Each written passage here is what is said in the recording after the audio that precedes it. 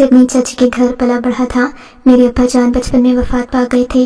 चचा की दुश्मनियां ही ऐसी थीं कि उनकी वजह से हमारे लिए भी मुश्किलात पैदा हो गईं और यूं अब्बा उस वक्त वफात पा गए जब मैं 5 साल का था। चचा को इस बात का एहसास था कि बड़े भाई की वफात उनकी दुश्मनियों की वजह से हुई है, इसीलिए चचा फौरन मुझे अपने घर ले गए।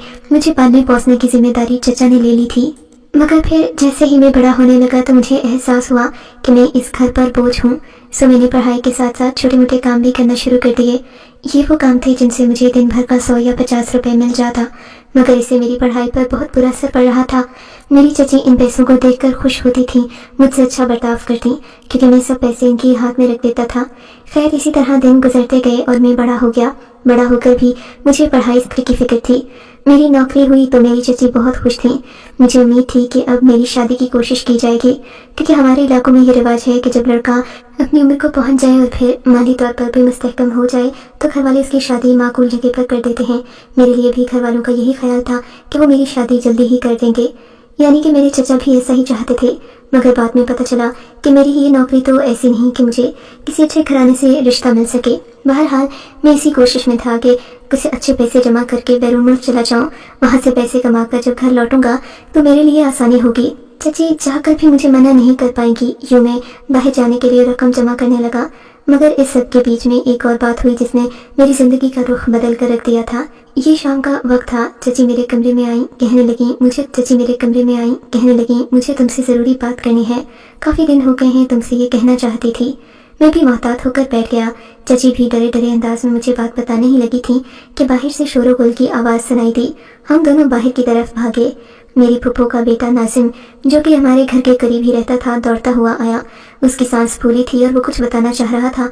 बार बार चचा का नाम लेता और खामोश हो जाता।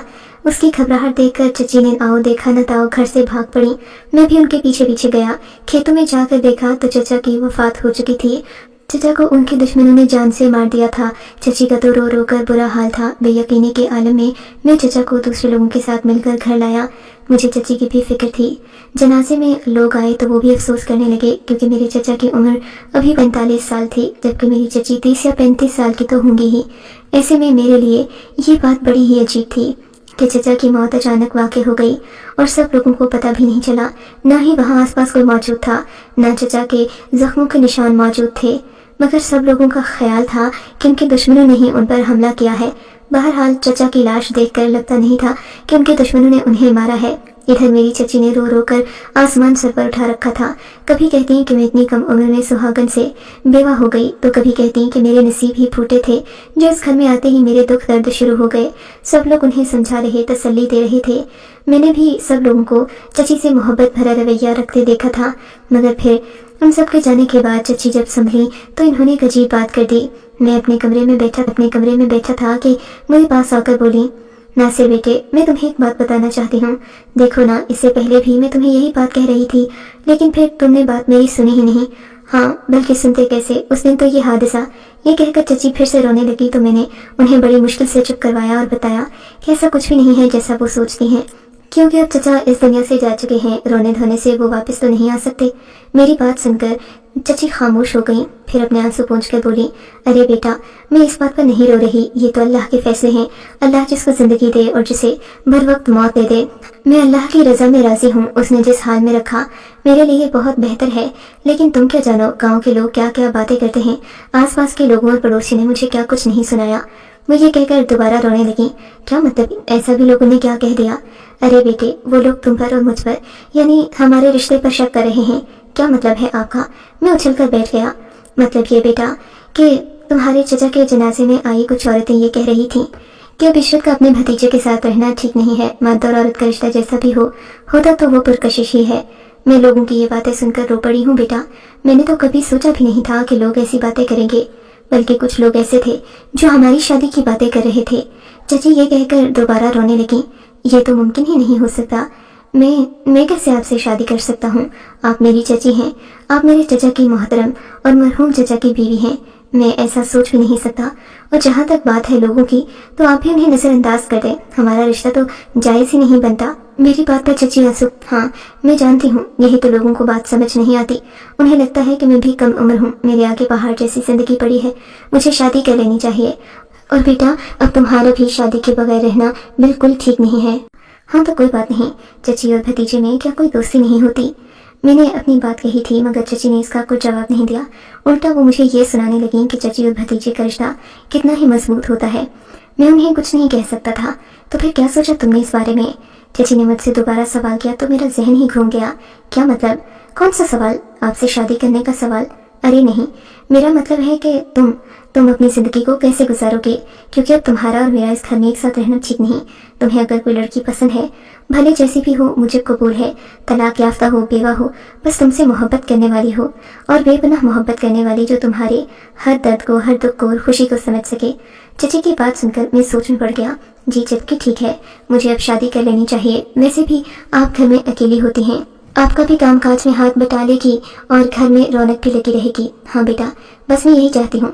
चची ने सर झुका लिया था। लगता था कि वो मेरे इस फैसले से खुश नहीं है। लेकिन बेटा, तुम्हें दुल्हन देगा कौन? मेरा मतलब है तुमसे कौन लड़की ही शादी करेगी? चची ने बड़े तल्ख लहजे में कहा था।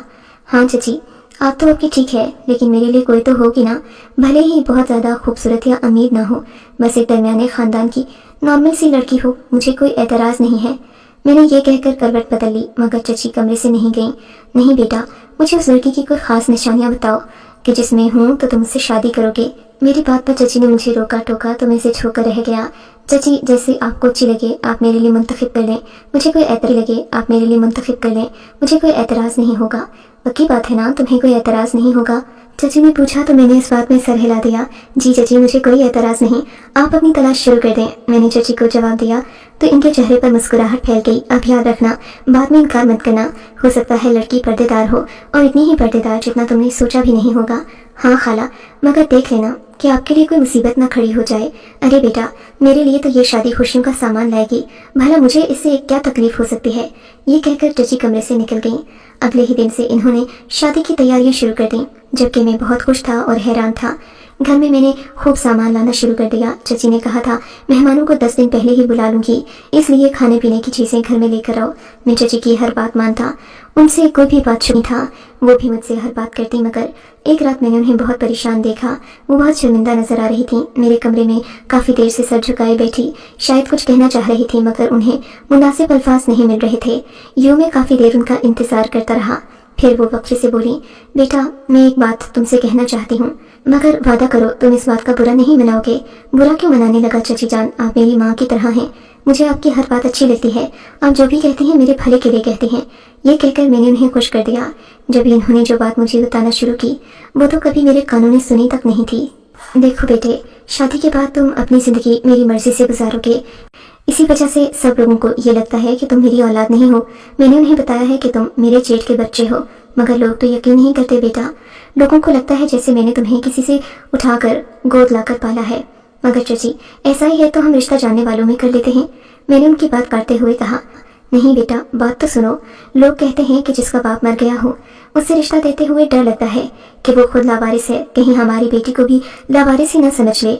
मैं ऐसी बातें सुनकर चकरा कर रह गया था। चची, आप ऐसी बातें क्यों कर रही हैं जबकि पहले अच्छी खासी शादी की बात चल रही थी? बेटा, मैं कहाँ तुम्हारी शादी के खिलाफ हूँ। तुम तो जानते हो जब तुम अपने माँ बाप के बगैर इस घर में पले बढ़े हो, नौकरी भी कोई खास नहीं, ऐसे में जब तुम्हें एक अच्छी पढ़ी लिखी लड़की मिल जाएगी तो क्या लोग जल भुनकर खाक नहीं हो जाएंगे? यकीनन हो जाएंगे। इसीलिए मैं एक चीज़ करना चाहती हूँ, अगर तुम इजाज़त दो तो।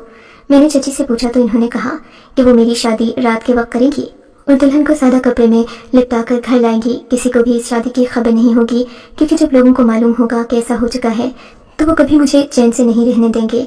ये बात नहीं रहने देंगे। ये बात सुनकर मुझे थोड़ा अजीब भी लगा, मगर मैं खामोश हो गया। जाहिर है चची ने कहा था तो मेरी भलाई के लिए ही कहा होगा। इसी बात ने मुझे खामोश करवा दिया। अब मैं सुबह शाम अपनी शादी के दिन गिनने लगा था, मगर मुझे मालूम नहीं था कि मेरी शादी के बाद भी मेरी चची का रवैया मुझसे बदलेगा नहीं। अल्लाह अल्लाह करके जब शादी का दिन पहुंचा, मुझे अपनी दुल्हन को देखने का बहुत शौक था, क्योंकि शादी से पहले मैंने अपनी खाला और फूफी की लाख मिन्नतें की थीं कि चची से कहें कि मुझे मेरी दुल्हन दिखा दें, मगर किसी ने भी मुझे वो दुल्हन नहीं दिखाई जो मेरे नसीब में लिखी गई थी।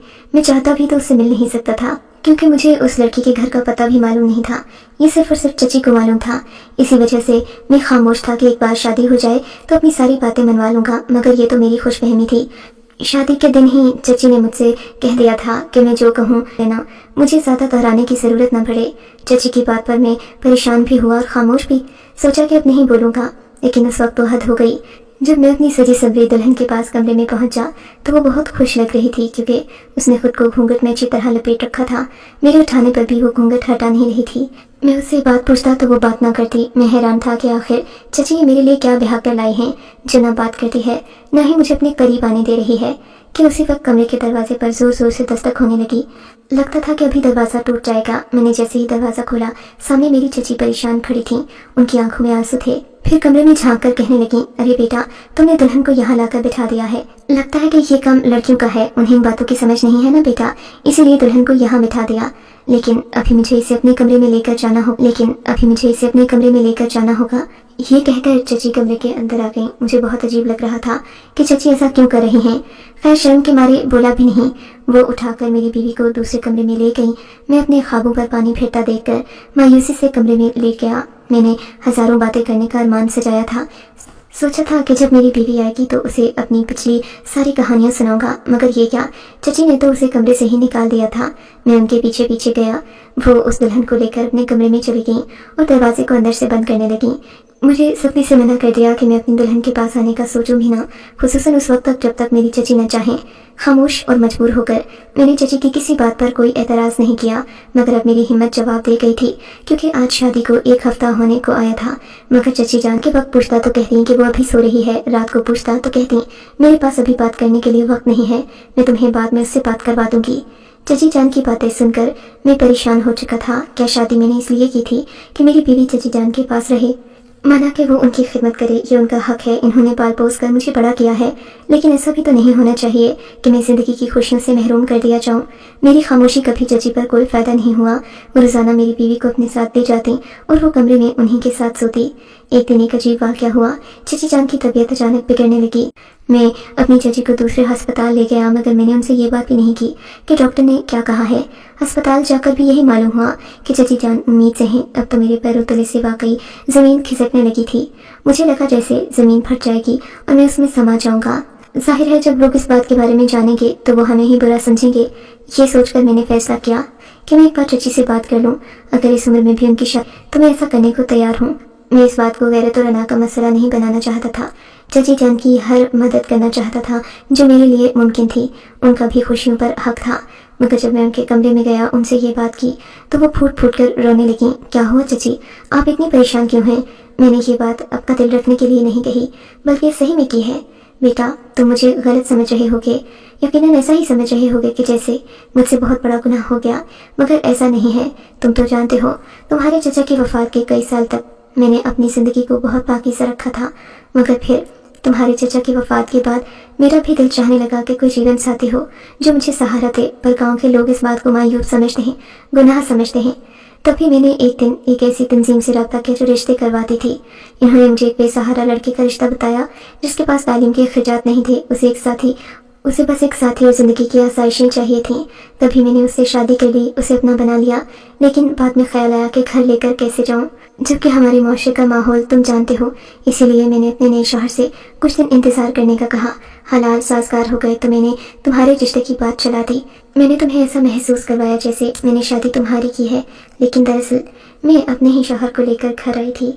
मैं उसके साथ ज़िंदगी गुजारना चाहती हूँ और आगे बढ़ना चाहती हूँ। बेटा, इस बात पर नाराज़ ना होना, मैं जल्द ही तुम्हारी शादी भी कर दूँगी।